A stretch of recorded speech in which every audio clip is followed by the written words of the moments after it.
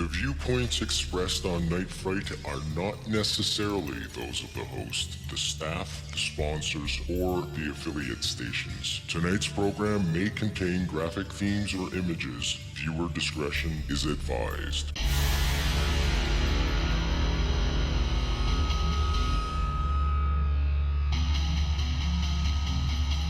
There is a time for question. There is a time for answers. There is a time to challenge. There is a time to speculate. There is a time for change.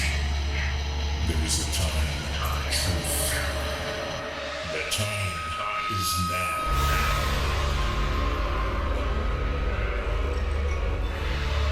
Welcome to Night Fright, your voice in the dark for paranormal and conspiracy.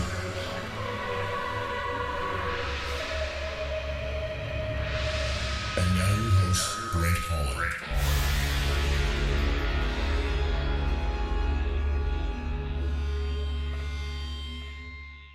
Showtime. Welcome to the show, everybody. It's Brent Holland from Night Fright. Get the coffee going, get the tea going, or a beverage of your choice. Get in that comfy chair, settle in, get your feet up. I'm waiting. Get those, and that's better. Get your feet up. Get ready for an exceptional ride tonight. Settle in. Tonight, the legend returns. Stan Friedman is here tonight, folks. Wait till you see what he's got in store for us. There's a new initiative put together by Stephen Hawking, the uber-rich Yuri Milner, and Facebook's very own Mark Zuckerberg. They're calling this thing the Breakthrough Starshot. Essentially what they want to do is put $100 million behind a project that will launch a robotic spacecraft at 1/5 the speed of light to Alpha Centauri star system. Now that's almost as fast as I play drums. That's just to give you an idea of how quickly that actually is. And that little shout out goes to Alan Dale, who's a good friend of mine, professional musician who toured with Buddy Rich and of course Louis Bellson. Just to dig at you, my friend. At the distance of 4.37 light years or 25 trillion miles. Now, in order to achieve this feat, they're going to utilize something called a star chip and a light sail. The idea, folks, is to propel the craft along by light. The weight of the craft apparently will be less than a piece of paper. Our guest tonight, Stan Friedman, is no stranger to fans of this show. He's a nuclear physicist that held a top secret clearance at McDonnell Douglas, where he worked on advanced, are you ready for this? Classified fission and fusion projects. Oh yeah, baby. He is also warmly called by everybody that knows him the father of Roswell. That's because of his groundbreaking research and series of books on the subject, a story, folks, that was all but dead until Stan championed the cause and dove right into the fray. It's my great pleasure to welcome back to Night Fright the legend himself, my fellow Canadian, all the way from New Brunswick, Stan Friedman. Stan, thanks for joining us tonight.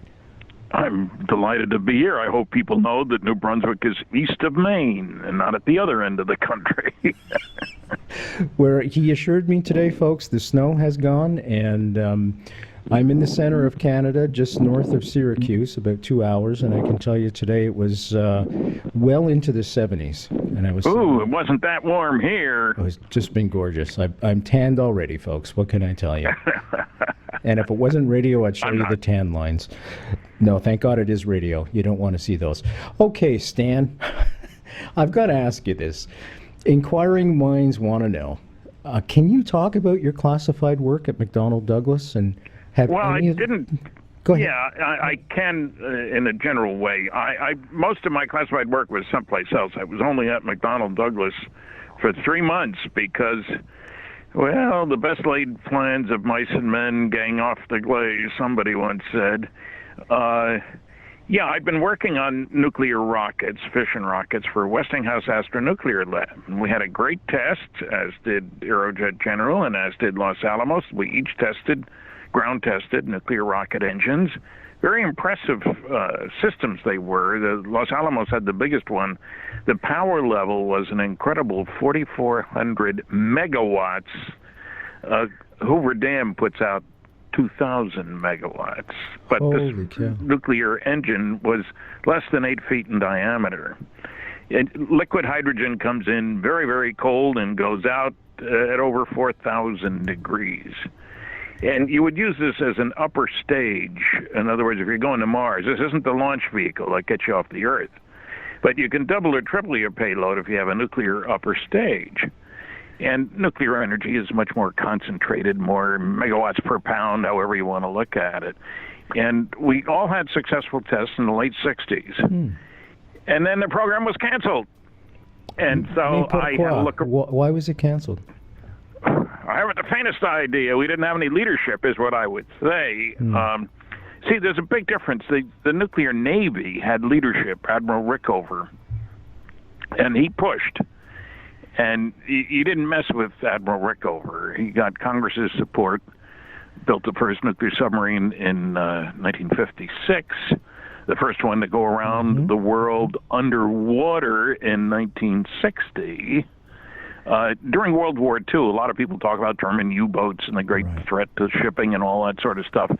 They could stay under for about a day because you need air for the diesel engines. In 1960, one of our nuclear submarines went around the world underwater without coming to the surface. It took 60 days. Wow. And the Navy has nuclear-powered aircraft carriers, which, believe it or not, can operate for 18 years without refueling. Pretty wild. That changes everything if you're a sea captain. Believe me, you don't need to worry about any tankers. You can go full tilt for as long as you want. And normally, the faster you go, the more fuel you use, so the quicker you got to find a tanker. So it was an incredible improvement. And along the way, after Rickover's great successes, the nuclear airplane program I worked on in 1956 to 59, that was at General Electric, Aircraft Nuclear Propulsion Department. Said that on the wall. But it was a pretty good-sized program. We spent $100 million in 1958. In $58? Yeah, that was a lot of dough, man. and we employed 3,500 people. You're right. And we employed 3,500 people, of whom 1,100 were engineers and scientists. So this wasn't 6 professors and 20 grad students, in other words. It was a major effort. The big advantage of a nuclear airplane, obviously, is range. You don't need to refuel. You fly for thousands of hours. You replace the crew. That's what you do, you know. So as Westinghouse shut down very unexpectedly, and all the other nuclear rocket engine people did, I had to find a job. And I had made contact with some people at McDonnell Douglas and went out for an interview and got offered a job. The best job I could ever have imagined. It would be my job to figure out how flying saucers worked. Get it. Wow. And the one little thing got in the way. As I was driving across the country from Pittsburgh, where Westinghouse was, to California, a little problem. They canceled the program. Oh. And I walk in, and she says, I heard it on the radio as we were driving, and the gal says, you realize we just laid off 5,000 people. Oh. Yeah, I realize that. So they kept me for 3 months, and I did do one thing that I was very pleased about. I had a literature search done of the government report literature, not the open scientific literature, but the government report literature. And using one key word, magnetoaerodynamics. And believe it or not, I got 900 references, really? 90% of which were classified. So somebody was spending a lot of dough. And what this deals with is if you ionize the air, when a meteor comes in, you see that glow around the meteor. Sure. When the command module comes back from the moon and stuff, there's a glow. They can't even communicate radio signals through it because it's electrically conducting fluid, ionized air. Well, if you interact with that ionized air with electric or magnetic fields, you can take care of a few difficulties. You can control lift, drag, heating, sonic boom production, radar profile. These are all rather attractive things to control. And so, somebody was doing a lot of work. But we weren't getting paid for doing it, that's for sure. This begs a question, Stan. When you said you were hired to do UFO research, do you think they had one and they wanted you to take a look at it? Or was this just an esoteric thought goal that you wanted? Okay. Well, I think they wanted... my boss, Dr. Robert M. Wood, was very interested in UFOs. He was a physicist. He was head of research at McDonnell Douglas Aeronautics. And astronautics, rather, and we wanted to get to the bottom, and they could spend a small percentage of their budget. This was the Manned Orbiting Laboratory program. That was the OVER program, and it was in competition with the space station and all that sort of stuff. They could spend a couple percent on what was called blue sky stuff, high risk, high gain kind of thing. So I was really looking forward to that, and the magnetodynamics was fun because that's how I think they work in the atmosphere. I think people tend to think, well, you got a starship that takes off from Zeta Reticuli and lands on Earth. I don't envision it that way. We have too many reports of huge motherships which drop off small Earth excursion modules, as I call them. And the nuclear-powered aircraft carrier is a good example of what I'm talking about. It carries 75 little airplanes that can operate for 2 hours, maybe, without refueling, And the mothership can operate for 18 years. They're two different environments. Between the stars, you don't have much gravity, you don't have any atmosphere, nothing like those things to worry about. And there is an analog, incidentally, for the magneto-aerodynamic system. Dr. Stuart Way of Westinghouse, and I knew him, developed and spent a year at the University of California, Santa Barbara, I guess, with a bunch of grad students. They actually built an electromagnetic submarine. No moving parts, only about 10 feet long.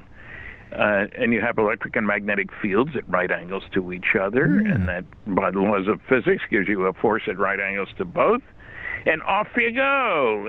And a Japanese company, Kawasaki, I guess, also built one, and they even used a superconducting magnet.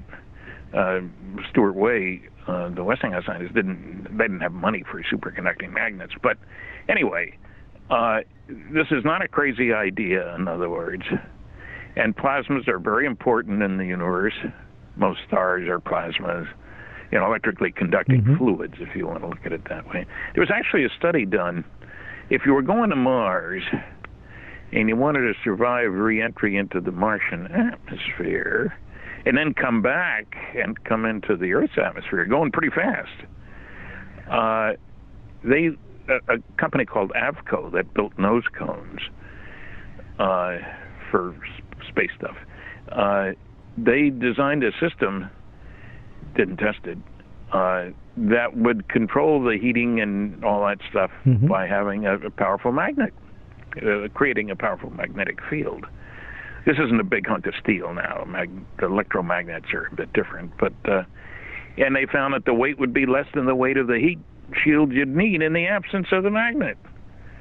But that was years ago, and I'll tell you, I worked in the space program, and everybody I knew working in the space program, I thought we'd have a colony on the moon by 2000. Yeah. And certainly would have gone to Mars by now, for goodness sakes. And when I say lack of leadership, I attended a meeting. I was out at Aerojet General talking about radiation shielding with their shielding guy. And he asked me, hey, Stan, you want to attend a meeting here? The Space Nuclear Propulsion Office has a big meeting. With the subject is, what should we do with the nuclear rocket engine? Oh, sure, I'd love to. Son of a gun, worst meeting I ever attended. They had the faintest idea what they wanted to do with this thing. Well, maybe we could go Earth orbit, lunar orbit. Maybe we could set up a base on the moon. Or maybe we could go off to Mars. When you don't know what you want to do and take passionate action to move in that direction, you don't get there, It just doesn't happen, kind of thing, because you always have competition. You have to set the goal and make the steps to achieve that goal. That's right. That's right. If you don't have the goal, then you don't get very far. Yeah, it all falls So apart. it was interesting. I thought I'd go to work for GE. My father worked for a company, a chemical company, for 37 years.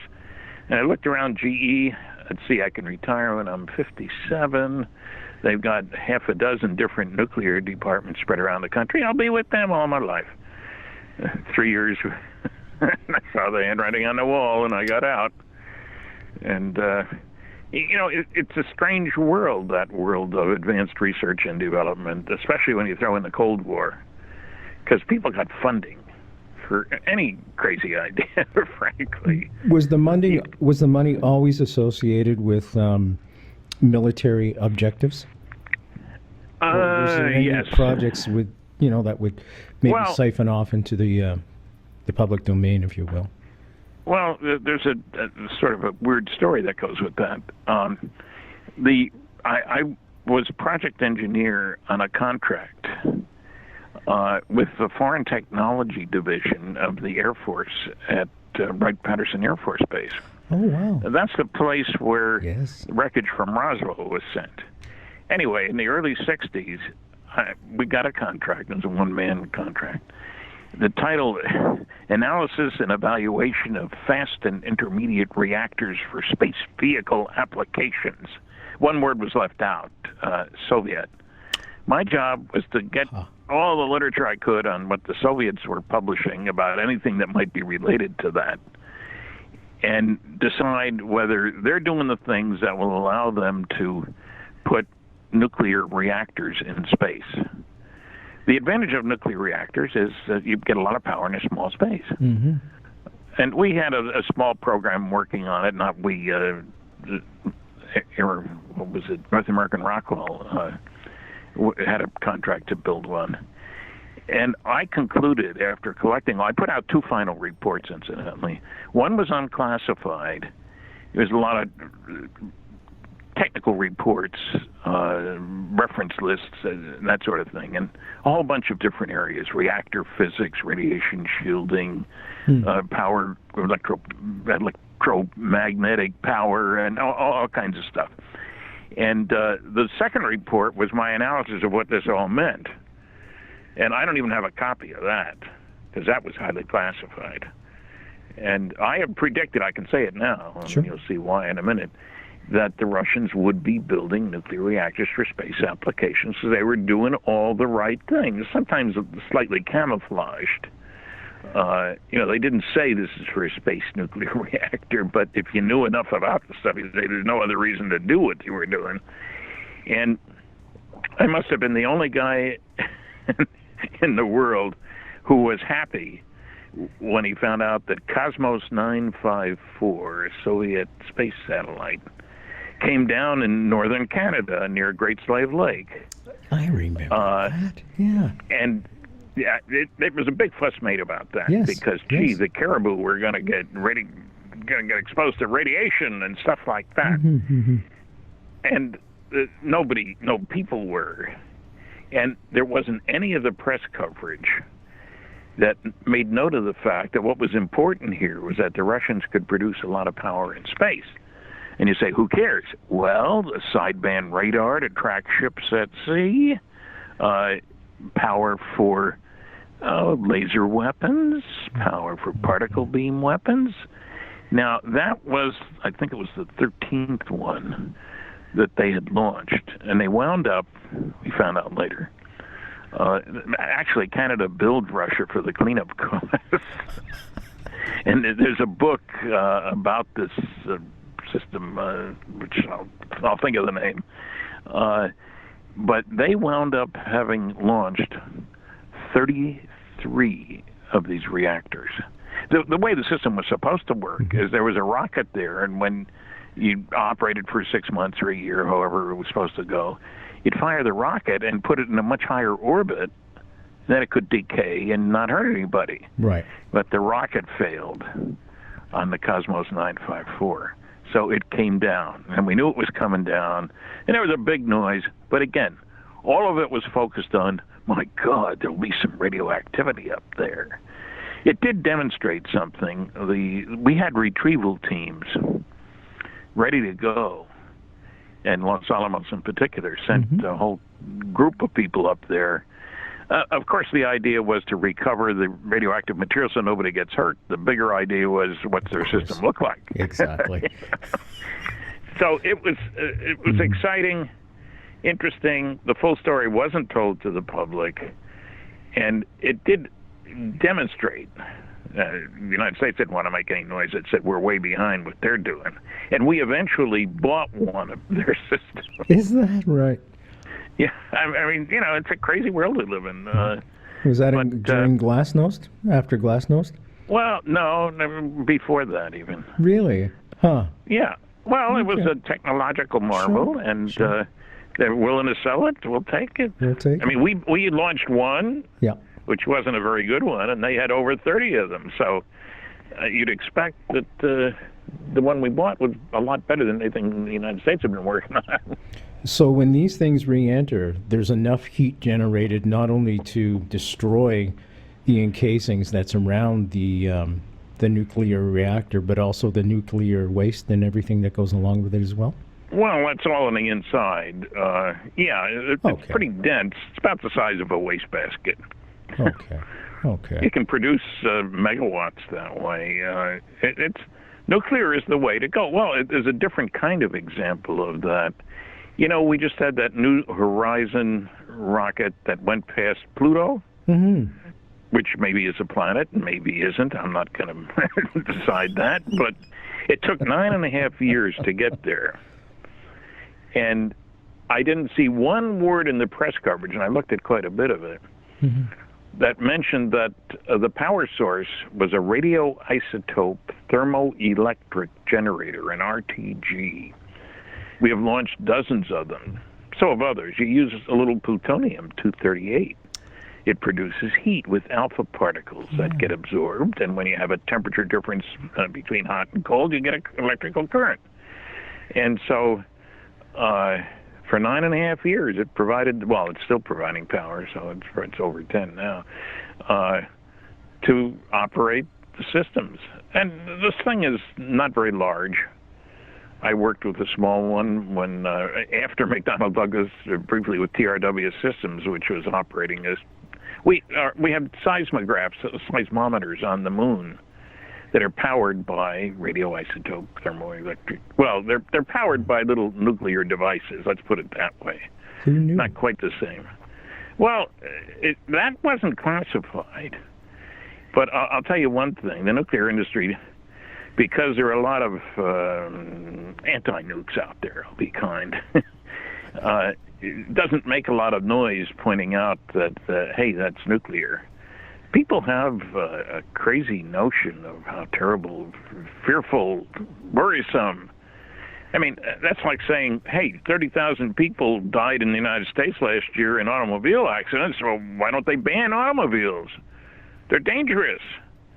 Well, there's a cost-benefit ratio or something like that.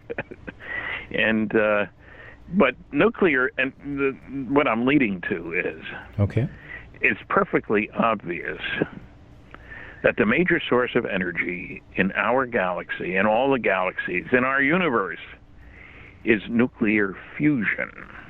That's what goes on in the sun. Stan, what's the difference between fusion and fission? Fission is where you have uranium-235, or sometimes plutonium, that when it captures a neutron, it fissions, and it splits into typically two parts, and releases energy, because what Einstein said was right, E equals mc squared. The two particles that get produced have less mass than the one that started off. And that mass was converted to energy. And c is a very large number, the speed of light, so mc squared. Now, fission releases about 180, 200 million electron volts per fission event. And what's important is that you produce another couple of neutrons. That's why you get a chain reaction. Oh, I see. So very, very quickly you get an avalanche. You know, that's fission, using uranium or plutonium, and it was worthwhile enough that we built a facility in Oak Ridge, Tennessee during the war that was a mile long and was using 5% of all the electricity produced in the United States to pump U-235, uranium gas, regular uranium gas, natural uranium gas, uranium hexafluoride, through tiny little holes on nickel barriers. This thing was a mile long. And because U-235 is a little bit lighter than U-238, which is 99.3% of the uranium atoms, the U-235 goes through a little more quickly. And by the time it goes to the other side, the gas is kind of enriched. And you put it back in, and you do it again, and pretty soon you can get up to, let's say 80% U-235. You need the enriched stuff for a bomb. Now, Canadian reactors don't need enrichment. We use natural uranium, but we use heavy water as a moderator. And what the heck is heavy water? Well, normal water is H2O. Everybody knows that. 2 atoms of hydrogen and 1 atom of oxygen, and away you go. Now, heavy water, the hydrogen has a neutron in there. So it's got the regular hydrogen, it's got a proton. You add the neutron and you got heavy. It's twice as heavy. Neutrons and protons have about the same mass. And the nice thing about heavy water, and we go to a lot of lengths to produce it in Canada, is that it doesn't absorb neutrons worth talking about. Light water absorbs some. And so you bounce the neutrons around, they get moderated, their energy gets reduced. Like marbles, or with bowling balls, or whatever. And we use it because you can use natural uranium. It's expensive to enrich uranium. And you had to set up this big establishment. If you're going for bombs, fine. But if you're just going for power, we think sometimes the U.S. uses enriched uranium, and other countries that have nuclear weapons use enriched uranium, because they got to make the enriched uranium for the weapons. So while you're at it, we'll make some for power plants. But Canada isn't making nuclear weapons. At least I don't think we are. And I really don't think we are. Yeah, I don't think we are either. Yeah. From so, all the guys I've taught, there's a big CFB, Canadian Forces base here in Kingston. We train all our guys to be generals and things of that nature. Yeah. And from everybody I've talked to, no, that's something that's just not in our arsenal, our arsenal whatsoever. Yeah, and I'm glad of that. And yeah, me too. It's one of the strange things that came up in the presidential election in the United States, the noises. When I heard Donald Trump say that he thinks Japan and South Korea ought to make their own nuclear weapons and save us the money of defending them against North Korea, I couldn't believe that he said that. The last thing we need in this world, I'm a nuclear guy, the last thing we need is more nuclear weapons, especially when the more weapons you have, the more idiots might have a chance to use them. Oh, yeah. I mean, would you trust that guy in North Korea? No.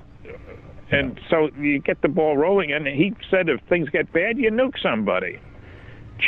I'm sorry. That's like the guys who say, let's give everybody in America a gun, and crime will disappear. But could you imagine the carnage at rush hour with road rage alone? Yeah, I mean, it's one of those things that even though I still belong to the American Nuclear Society and the American Physical Society and the American Institute of Aeronautics and Astronautics, I am not in favor of encouraging anybody to start a nuclear weapons program. Mm-hmm. There's too many of them. It scares the hell out of me, because who do you trust? I mean, the world has had its share of idiots. I don't think anybody would disagree with that. Well, we came very close in '62 to not being here. And, I've told you about my friend Ted Sorensen, and he told me he was right there. It was just pure luck that we're here today. Thank God there Well, was logical people on either side. yes. But What I was going to say was please. there were people on both sides who had the good sense. I just watched their touting the program in the States about the 80s, and there was some footage of Reagan and Gorbachev. Mm-hmm. And I can only say how glad I am that those two guys, who may not be the geniuses of the world, but had the good sense to be concerned about their grandkids, you know what I mean? The big picture, and not just their own little corner of the world. Exactly right. Right. Yeah, but as we know right now, there's idiots out there that just care about dying. That to them, that's the ultimate goal. And I don't understand that. I have to admit. Oh, me either. That I don't understand that thinking that I'm gonna, what is it, 77 virgins you get? Is it worth it? I don't think so. The JFK Assassination, the definitive book by Brent Holland. From inside the Oval Office to Daily Plaza, first-person witness accounts. Order yours right now. nightfrightshow.com. Crash at Corona, folks, captured the Betty and Barney Hill experience, flying saucers in science, top secret magic. These are just some of the books by our guest tonight, Stanton Friedman, all the way from New Brunswick, Canada. And he's also going to be at a place called Contact in the Desert on June 3rd to June 6th, 2016, at Joshua Tree, California. So I urge you all to get the books. I'm going to put all that contact information on the website, www.nightfrightshow.com, www.nightfrightshow.com, and get the books. I mean, if you're interested at all in this subject, even in just a passing manner, this is the guy whose books you're going to want to read. I mean, this is a guy who's a nuclear physicist. And he just attested to that in the past half hour. So you should see the work he's done and read the work he's done on the UFO, not only Roswell, but on UFOs in general, which brings me right back. That was a little bit of an awkward segue, but I'm going to go right back into Stephen Hawking's work. Why do you feel that this isn't a project for the world to rally around, and perhaps there's a better project for the world to rally around? Well, yeah, I think it's based on a couple of faulty assumptions. Okay. One is that the only way we're going to find out about life in outer space is to go out there and find them. And when we have an enormous amount of evidence that aliens are visiting here. Mm-hmm.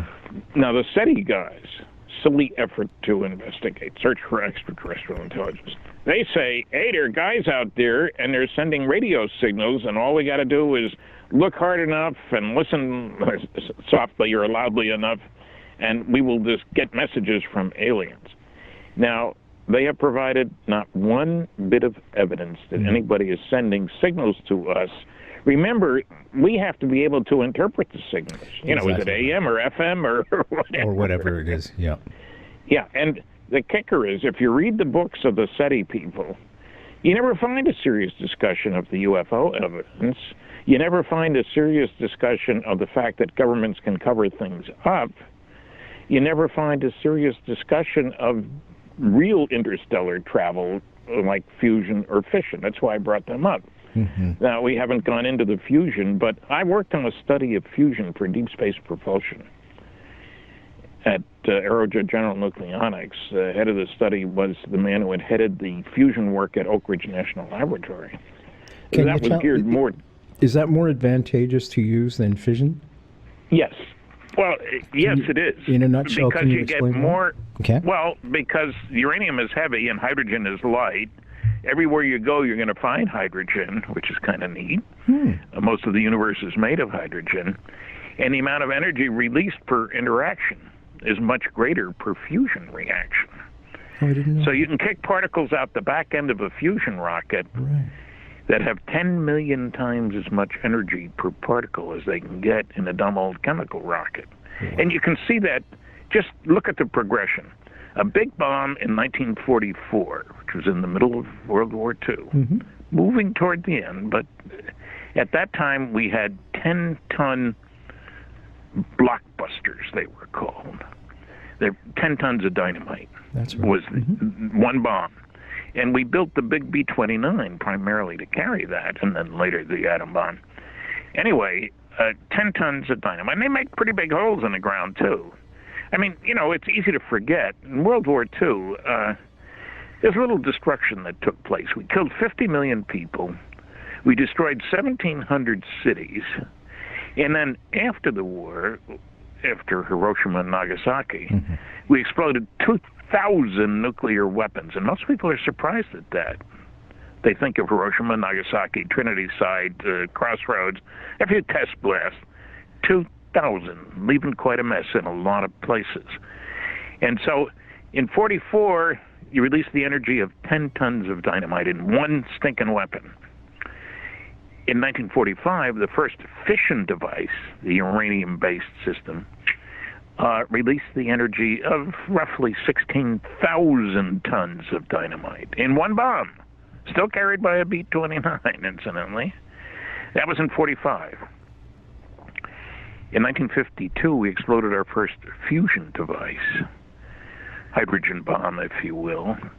It released the energy of only 10 million tons of TNT. One bomb! And the Russians, a few years later, set off one. 57 million tons of TNT. That's how much energy. You drop that in the middle of New Jersey, and you'd start fires in Philadelphia and New York both. Exactly right. It scared And the hell having out grown of up in New Jersey, some people say, maybe that's not a bad idea, Stan. Sorry. I have a warped sense of humor. That's fine. But what I'm saying is, it also served to scare the hell out of the Soviet Union as well when they dropped that last one. It was so big. well, yeah, because there were fears. One of the early fears, before we dropped any, was that, hey, you think we'd get the atmosphere on fire here? And they went Some ahead people and said did yes. it anyways. Yeah. So what? Let's try it and see if it works or not. And they went ahead and did it anyway. Cooler heads prevailed. And look, let's face it, some of the smartest people in the world are working on the Manhattan Project in secret. Mm-hmm. And that's another thing that the scientists, most of them, don't seem to get, that you can keep secrets. I've read accounts recently, guys with PhDs in physics. Well, in today's world, you can't keep secrets with blogs and the internet and so forth. That's hogwash. Secrets are being kept all the time, large-scale secrets. I didn't work on black programs, but What's the definition of a Washington- black program, Stan? What? What's the definition of a black program, quote unquote? That's a program whose very existence is not known to Congress. The money comes stealthily, if you will. It just appears. Well, yeah, and Would the president I be cognizant of something like that?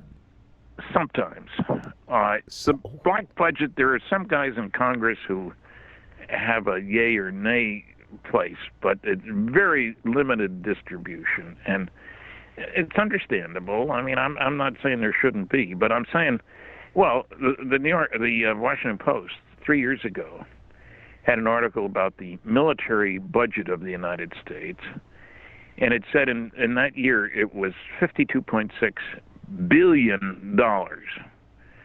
That's a lot of money. That's a wackadoo. And most of it going to NSA, CIA, and NRO, National Reconnaissance Office. So we're not talking about a few thousand here, a few million there. We're talking billions. The stealth aircraft was done. It was a black project. Okay. Good Lockheed example. did that. They spent $10 billion in 10 years in total secrecy. For those who think governments can't keep secrets. And if you want to look directly at the UFO question, prove that they're keeping secrets. Well, if you make the effort, you can get from the National Security Agency, NSA, Mr. Snowden's friendly outfit, you can get 156 top secret Umbra NSA UFO documents. And there's a little problem with them. You can read one sentence per page. Everything else is whited out. Oh. It's whited out because of me, I found out. believe it or not. Oh, because you could. Did you figure out a way to get through the black redactions? No, well, but originally, when we found out that they had some documents, they put out their justification for withholding to a judge, and it was like 80% blacked out. Right. And I used to show that on television and turn the pages and make funny jokes and so forth. Well, I heard that they were going to be releasing a much less highly redacted set of documents. So I called the NSA. And yes, that was true. They were planning on doing that. And can I get a set? Oh, yes. What's your name and address? And I gave him my name and address. Oh, we know all about you. What? Excuse me? Yeah. And she explained that, and I asked, where does that come from? Well, Mr. Klass called us. Philip Klass was a nasty, noisy negativist of the nth degree. And he was complaining that I was showing those blacked out documents on television and not telling people that was because of sources and methods information. 99% sources and methods and no data, So because of that, they decided to use whiteout, thinking it wouldn't be as effective on television, which is pretty damn stupid if you want an honest opinion. Oh, it's a government thing, though, isn't it? Yeah. So I got the set. Now, these are all pre-1985. We don't have any idea what all they've generated since then, but that's the NSA. And we originally had brought a suit against the Freedom of Information Act suit against the NSA, starting with the CIA, and then found out that the NSA had stuff. The CIA released about 900 pages of stuff, nothing classified higher than secret. And I went after the other stuff and eventually got many dozens of, these were blacked out. You could read maybe 5 words a page, if you're lucky. And my favorite page is one that says, deny in toto up at the top. It's all blacked out. There's not one word you can read. My God. So, but I mention this just to prove that when I say they're holding stuff back, they are. I can prove it. Mm-hmm. Now, I'll go one step farther. Sure. A guy who made loads of Freedom of Information Act requests, Bob Todd was his name. Mm-hmm. In 1969, Project Blue Book was closed. And in 1979, amongst a bunch of documents that he got, we found the memo that resulted in the cancellation of Project Blue Book. It had been classified secret, not any higher than that.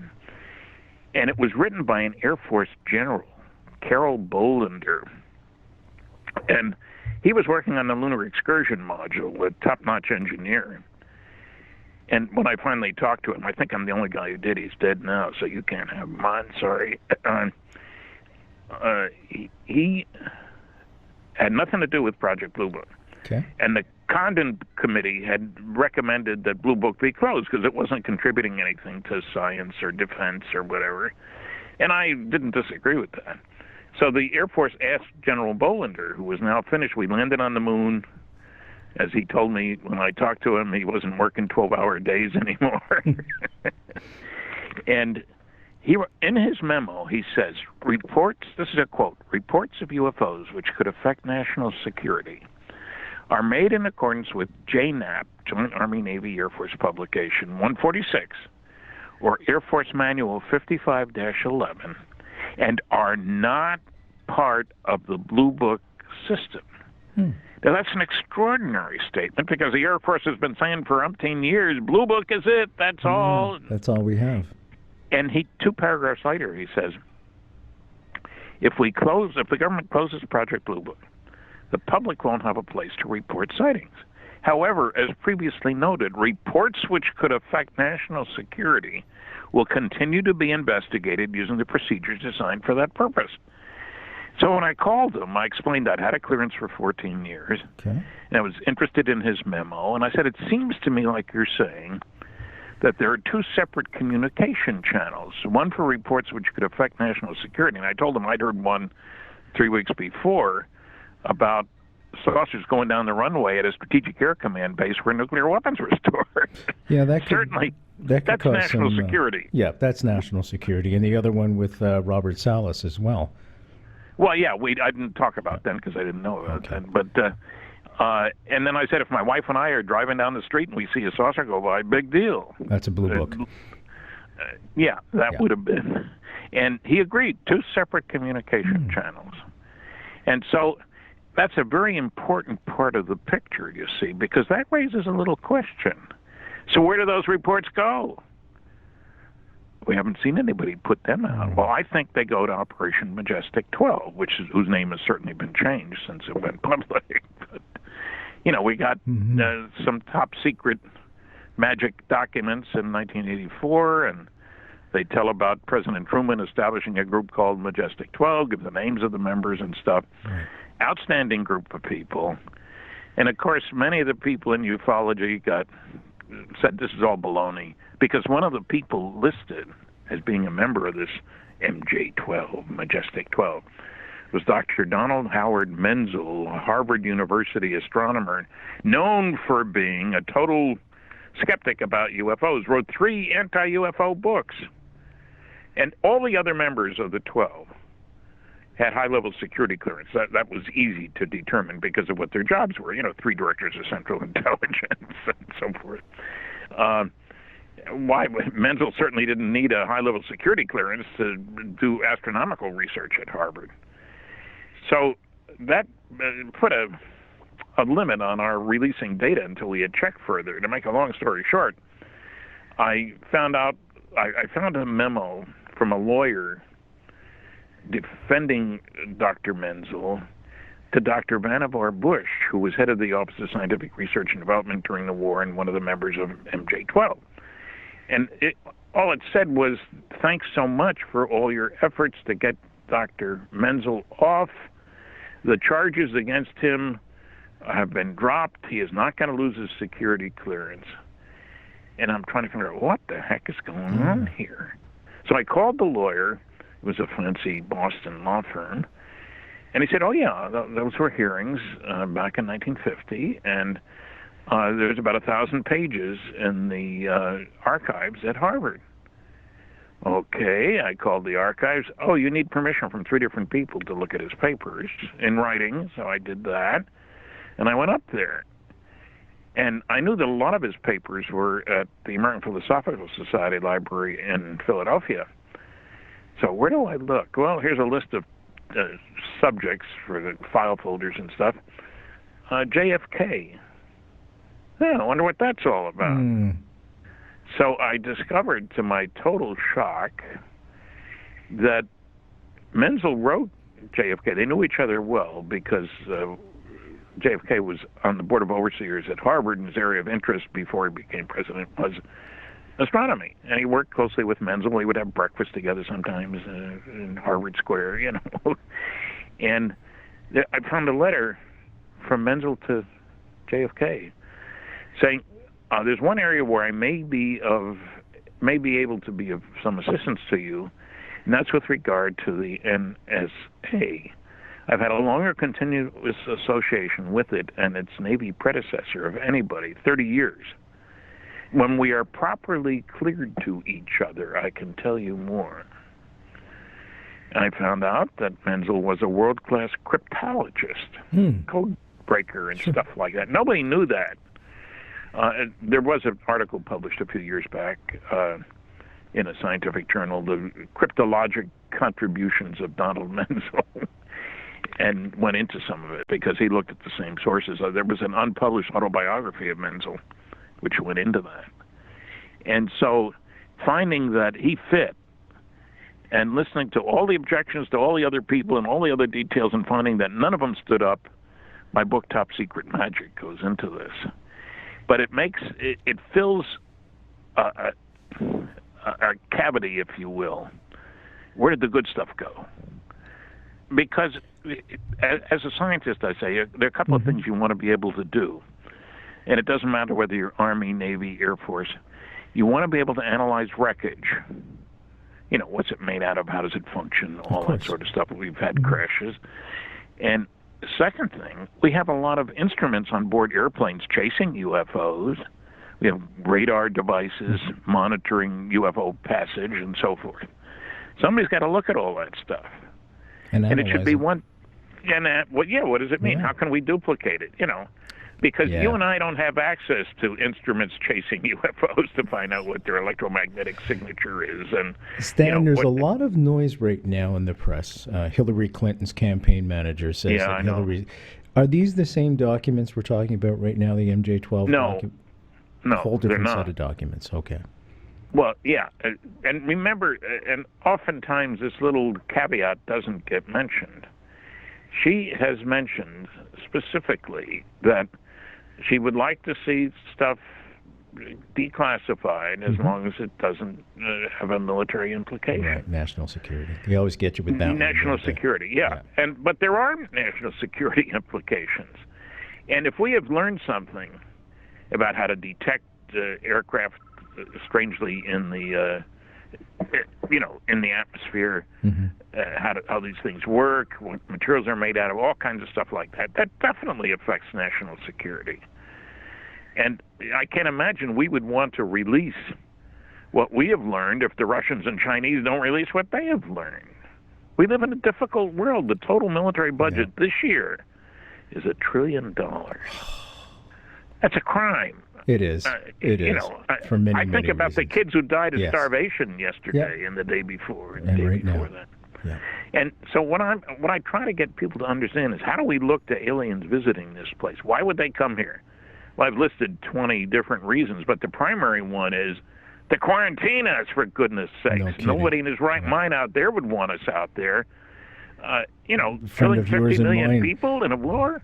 Your friend and mine, Michel Deschamps, I love what he says when it comes to this. He said, well, they found out the kids have the matches, us being the kids, and the matches being nuclear weapons. Yeah, and that's true. And we people act. And so, well, why don't they land on the White House lawn and say, hi, folks, and share their technology with us? Because we'd shoot them. Shoot first, ask questions later. I mean, that's the basic rule. And, the White House is also a no-fly zone, you understand, of course. That is a deterrent to them. And that's what's wrong, to get back to Dr. Hawking and Milner, is they have no concepts about propulsion systems. They have no concepts about, well, I don't know about Milner, he's Russian, bright, but Hawking's never worked on anything classified as far as I know.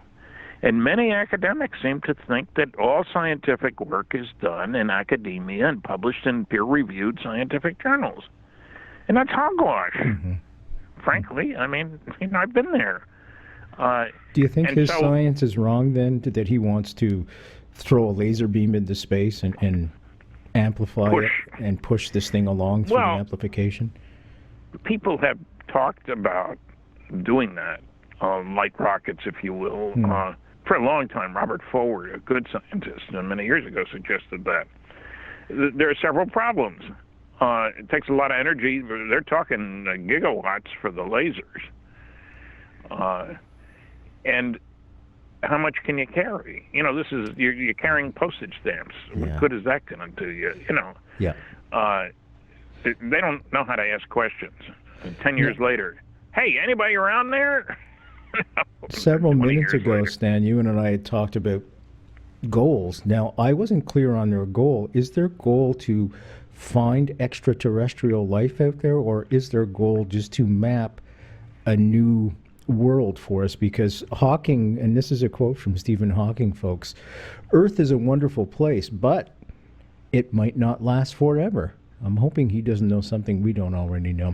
Sooner or later, we must look to the stars. Breakthrough Starshot is a very exciting first step on that journey.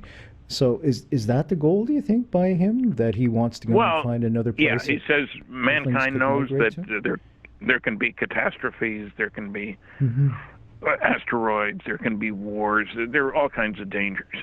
So I'm not opposed to that. And I try to point out to people that one of the most important things we've learned in the last 10 years or so, is how many planets there are out there. Oh, that's unbelievable. 20 years ago, somebody could say, well, I don't think there are any planets out there. I haven't seen any, And then along comes Kepler. People ought to look him up. He was a brilliant scientist, too. But the Kepler satellite, everywhere you look, we're finding planets. And I think it's so incredible that you can pick up from here a planet going around another star, and you can measure the difference in the light coming from the star because of the planet going by. It's a minuscule difference. It's incredible. It's like a butterfly in front of headlights a mile away from you. But the consensus now, here's a comparison with how things have changed. Frank Drake, maybe 10 years ago, said there might be as many as 8,000 places in the galaxy that could send radio signals or laser signals to us. Let's get with it. Today, and I've been checking on this, the estimates vary between 1 and 1.6 planets per star. Think about that for a minute. There are about 10,000 stars within 100 light years of here. 10,000. And even if it's only one planet per star, and some of them don't have any, there's still a lot of planets that are probably going to have life. They don't need to all have. It's like not all uranium isotopes or atoms need to be U-235. We can figure it out. So when you got those kind of odds, that kind of population, and also something nobody wants to talk about, and this came out of the star map work associated with the Betty and Barney Hill case. The base stars there seem to be Zeta 1 and Zeta 2 reticuli, Exactly right. Constellation of Reticulum, the net, that means. But what's intriguing is those two stars are only an eighth of a light year apart from each other. They're 30 times closer to each other, a little more than 30, than the sun is to Alpha Centauri that Hawking must go to. Now, what that means is one star is visible all day long from a planet around the other star. And furthermore, you'd have far more incentive to develop interstellar travel when you got a next-door neighbor than when you're out in the boondocks like we are. Now, our first, we tend to forget our first long-distance radio signal was 1901. Of course, it was picked up in Canada. We got it, in Newfoundland. Of course, Newfoundland wasn't part of Canada then, but we don't care about that. But that's just yesterday. Surely somebody got started before we did. We're not the oldest place around. Stan, we've only got a few seconds left, but somebody hands you $100 million to find extraterrestrial life. What would you do? I would put together the best group for collecting the UFO data that we can find. And all the physical trace cases, get the government off its butt. We've got a cosmic Watergate. It took some courageous journalists, Woodward and Bernstein, to break the story. We need somebody to blow the lid off the cosmic Watergate. The data's there. Dan, we don't have access to it. Stan, once again, thank you so much for coming on the show. You got a home here anytime you want. And I'm not just talking on the airwaves. Anytime you're going to be in Kingston or around the area, supper's on me, my friend. Okay. I'll pick you up. Thank you. Thanks. I'm Brent Holland from Night Fright. Thanks to Stanton Friedman. See you all later.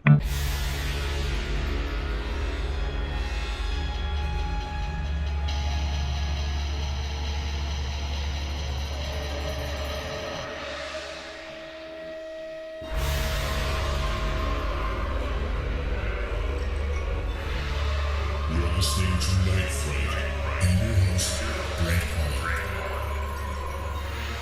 The time is now. Your voice on the guard for paranormal and conspiracy.